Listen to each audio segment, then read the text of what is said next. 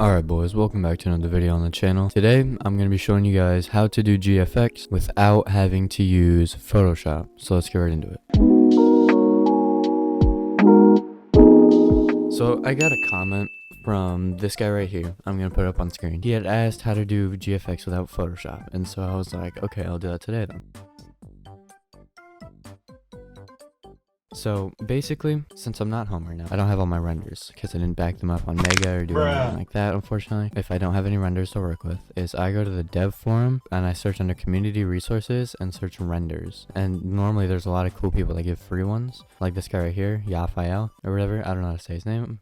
In here under newestly or previously added, you can just look and see which ones you want. I'm going to take this one, and what I'm going to do is I'm just going to right click, save image as, and then put it wherever. I'm going to go into Photopea. I'm going to do open from your computer. Now, you might be working on a game icon or a thumbnail. Now, game icons and profile pictures are normally the same size, 800 by 800. If you want it more HD, you can do 1000 by 1000. I typically like 800 by 800. And this is a thumbnail size, 1280 by 720.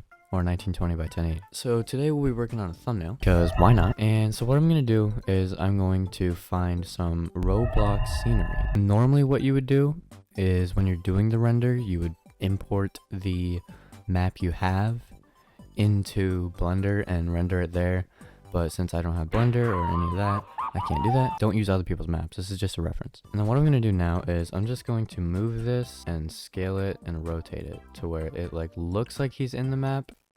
Kind of. When importing pictures in, instead of rendering the pictures with Blender, it's a lot harder to make it seem like the character is in the picture itself. So what you're going to have to do is just put them on the side of some sort, and then you can't make it seem like they're in the map if you didn't render the map with Blender. Now that looks so cursed, so I'm just going to Control Alt T to put it in transform mode, right click, and do flip horizontally. Alright, I think that's good. So now what I'm going to do is in the map image, I'm just gonna filter, blur, Gaussian blur just a little bit, not like anything more than like 3 pixels, just a little bit blurry, so it makes the character stand out just that little bit more without having to do any color correction whatsoever. This guy right here, what we're gonna do is we're gonna apply some blank layer styles. So you can bevel him, it looks kind of dumb. So what I like to do is just instantly add an inner glow and then size it up, set it to white, and then set it on overlay. Just gives it just that little bit more character. I like to add drop shadows if I'm not like, if it's just like an overlay on the thing. Set the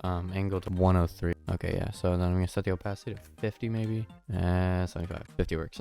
It's really all about preference. So there you go. Now you've got your character without any color correction yet still, and your map and everything. So let's add some color correction to the player. So let's click this little circle. I'm going to add a hue and saturation. I'm going to turn the saturation up. You can add a vibrance layer, but that's going to do the same thing. You might see that it added the hue and saturation to the background layer as well. If you don't want that, right click it and click clipping mask. Now it is only on this. That's exactly what we want. So brightness and contrast. Let's turn the brightness up a little bit and the contrast up. It really depends on what you want. If you're going for a more playful feel, contrast up, but not a lot.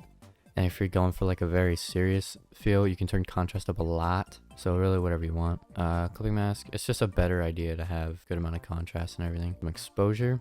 The exposure looks good when it is used correctly, like that for example, and then you do clipping mask, and boom. So now you can see that without all of those, our character looks like this, and then with them on again, it looks like that. So already looking a lot better. And now what I'm going to do is I'm going to color correct the background. Now you might be wondering, well, why aren't you doing them together? Well, what I'm going to do is I'm going to color correct each of them, and then I'll convert both to smart objects, and then I'll color them together in the end. You'll see what I mean. Now, let's add a brightness and contrast to the map, and since this map looks really good, and there are a lot of shadows, I'm going to turn the contrast down a little bit, because there are already a lot of shadows. As you can see already, it looks a little more simulatory. Now, let's add a hue and saturation.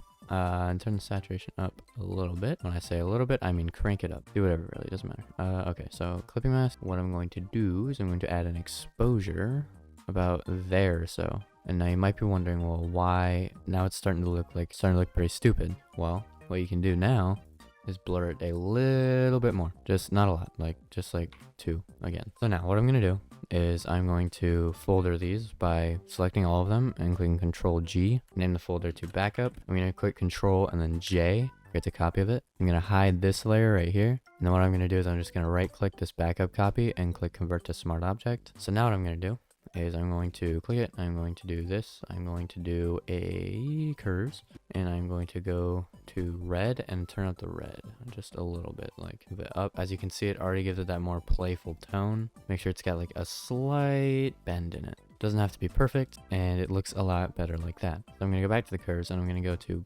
green and turn it down just a little bit, not like a lot at all, just like a slight bit. Literally one value. And then I'm going to go to blue. I'm going to turn that down a little bit as well. We want the more reddish tones because they are more inviting and more friendly. I'm just saying that for realsies. And now what I'm going to do is I'm just going to right click convert smart object, not convert to smart object, sorry, I meant clipping mask. So as you can see already, we just turn that off and turn this on, like the big difference there in just that one curves, it's crazy. I'm just gonna add another one, and I'm going to be doing where is it at, exposure, just a little bit, and then you can turn up a lot and then turn down the opacity of it and see what happens. Right click, clipping mask, and boom. Already see that just these two alone, how much it's already added. Now let's add another one, and let's do saturation, and there already seems to be a lot of saturation on it. Never have too much saturation. You can always turn saturation down as well if you seem the need to fit it, which I think actually looks a little better here.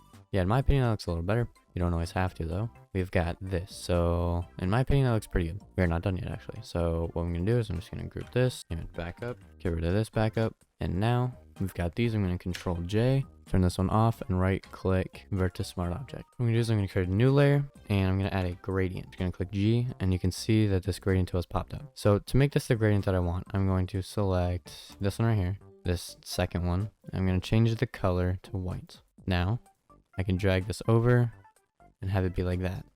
So I'm gonna hold Alt and scroll down to just move out of the way a little bit, and I can hold down my middle mouse button to pan around. And I'm going to bring that like all the way over like that, and then I'm gonna set the blend mode to overlay. Now as you can see, it looks a little bright, so you can always turn it down just a little bit.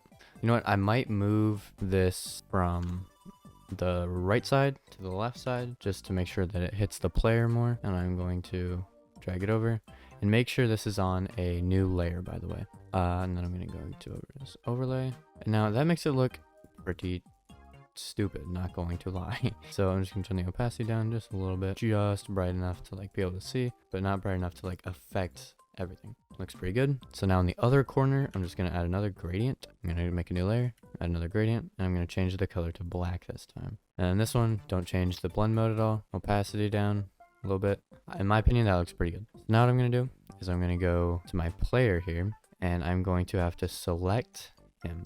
And now how am I going to do that? Well, you can use your pen tool. So right here, down here, I think you can click P, right? If I get P, yeah, P. And then you're going to do pen, and then you're going to select your player, and I'll show you what that means. So basically start from anywhere, and then click a point on the edge of the player here. Go until you have your character completely outlined. So when you click P originally, it'll set it to shape tool mode. What you want to do is do path and not shape. Alright, so now I've got my guy selected entirely. So what I'm going to do is I'm going to click right click and then do make selection. And now you've got your character selected. I'm going to do Control X. Okay, well, we got to rasterize it first. Rasterize a layer, and then click Control X, and then make a new layer, click Control V. So, and if you move them around, there's a little blank spot there. So if it's your first time using the pen tool, then it might not look as good. Don't worry about that. You get better with practice. So now with here, I'm just going to click on this image right here.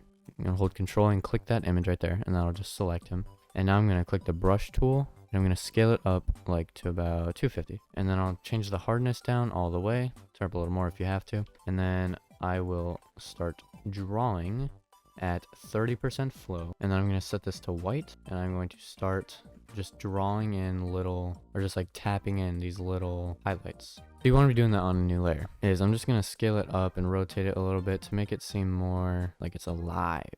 Kind of like that maybe. That's how you make a GFX in Photopea without having to use Photoshop at all.